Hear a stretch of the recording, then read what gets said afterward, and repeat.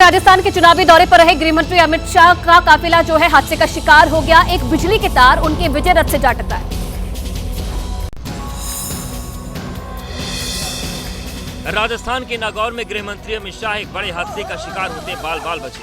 अपने राजस्थान दौरे के वक्त रथ पर सवार अमित शाह विदेयात में एक चौपाल सभा से परबतसर की तरफ जा रहे थे। तभी उनका रथ एलटी लाइन से टच हो गया, जिसके बाद तेज चिंगारी के साथ तार टूटकर सड़क पर गिर गया।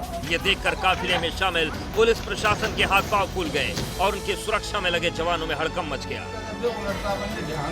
हादसे के बाद आनन फानन में अमित शाह को रथ से उतारकर दूसरे वाहन में ले जाया गया। फिलहाल इस हादसे से किसी को नुकसान तो नहीं पहुंचा, लेकिन बिजली विभाग की लापरवाही किसी बड़े हादसे को दावत जरूर दे सकती थी। बता दें कि नागौर में एक जनसभा में अमित शाह ने अशोक गहलोत पर तंज कसा था और उन्हें जादूगर बताते हुए कहा था कि उनकी सरकार में बिजली गुल रहती है, जिसके कुछ समय के बाद ही यह हादसा हो गया। हादसे की खबर मिलते ही सीएम गहलोत ने जांच के आदेश दे दिए हैं। गृह मंत्री अमित शाह की सुरक्षा में हुई चूक की जांच पड़ताल की जा रही है। और देखिए, उधर बिहार के सीएम नीतीश कुमार ने जाति जनगणना की रिपोर्ट पेश की और उसे लेकर के अब ताजा अपडेट आनी शुरू हो चुकी है। बिहार के विधानसभा सत्र के पहले दिन बिहार के सीएम नीतीश कुमार ने एक बड़ा दांव खेला है। नीतीश कुमार ने जाति जनगणना की रिपोर्ट सभा के सामने रखी, साथ ही बिहार में आरक्षण के दायरे को बढ़ाने का प्रस्ताव रखा। नीतीश कुमार ने SC/ST आरक्षण को 17% से बढ़ाकर 22% और OBC आरक्षण 50% से बढ़ाकर 65% करने की मांग उठाई है। पिछड़े और अति पिछड़े वर्ग के लिए आरक्षण बढ़ना नहीं चाहिए भाई। 50% है तो कम से कम हम 65% कर दें, तो पहले 40 सबको फ्री था, अब 25 फ्री हो जाएगा। बिहार के डिप्टी सीएम तेजस्वी यादव ने इस प्रस्ताव को सामाजिक न्याय के साथ आर्थिक न्याय को जोड़ते हुए बताया है। सामाजिक न्याय के साथ आर्थिक न्याय हम लोग करेंगे। अंतिम व्यक्ति है, उसको मुख्य धारा में लाना है। माना जा रहा है कि नीतीश सरकार इसी जाति जनगणना की रिपोर्ट के सहारे 2024 के चुनाव का बड़ा मैदान सजा रही है, तो वहीं बीजेपी भी पिछड़ों के सहारे बिसात बिछाने में जुटी है। तो देखिए, तेलंगाना में AIMIM के चीफ असदुद्दीन ओवैसी चुनाव प्रचार में कूद गए हैं। एक तरफ वो कांग्रेस पर हमलावर है, तो दूसरी तरफ केसीआर का समर्थन कर रहे हैं। जितना हो सके इंफॉर्मेशन आवाम के दरमियान में लाइए, और मुझे पूरा यकीन है कि इस असेंबली के इलेक्शन में हमको एक बड़ी तादाद में हमारे हिंदू भाइयों का, दलित भाइयों का वोट मिलने वाला है।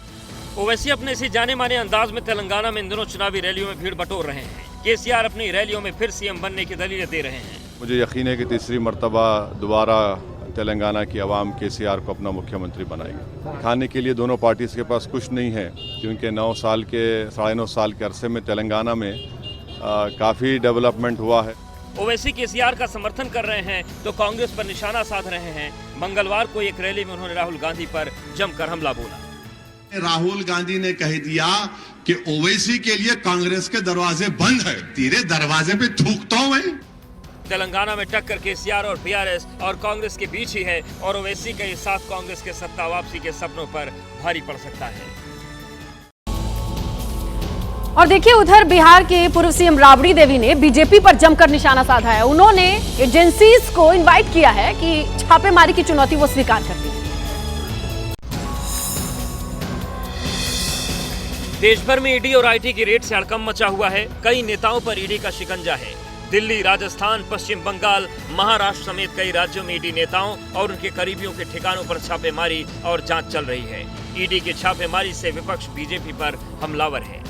बिहार के शीतकालीन सत्र के पहले दिन जांच एजेंसियों की कार्रवाई का मुद्दा उठा, जिस पर जमकर हंगामा हुआ। इसके बाद बिहार के पूर्व मुख्यमंत्री राबड़ी देवी ने जांच एजेंसियों को खुली चुनौती दी है। तो चाहे हमारा घर में रोज रेट डाले आवे अपन, हम कराएंगे खड़ा होकर उनको सामने। बिहार के पूर्व सीएम राबड़ी देवी ने केंद्र सरकार पर भी जमकर प्रहार किया। हाल ही में अमित शाह के जाति जनगणना पर दिए बयान का भी पलटवार किया। मुस्लिम यादव के खिलाफ शुरू से वो लोग हैं, बैकवर्ड हो चाहे दलित हो, पिछड़ा हो, अति पिछड़ा हो, नहीं चाहता है कि बढ़े आगे।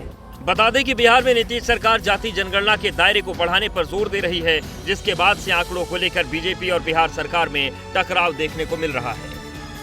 जब सियासत के शोर में खबर खोने लगे, जब सूचनाएं कम, हंगामा ज्यादा होने लगे, तब जरूरी है संविधान के पन्ने पलटना, खबर की तह हटाकर आगे निकलना।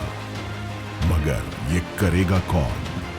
इसलिए अब टूटेगा मौन, जिसे मालूम है सियासत की बिसात, जिसने देखी है सत्ता की शह और मार।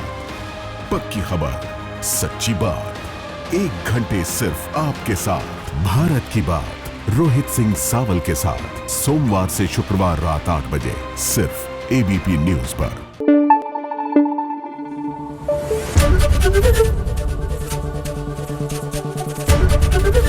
एबीपी न्यूज आपको रखे आगे।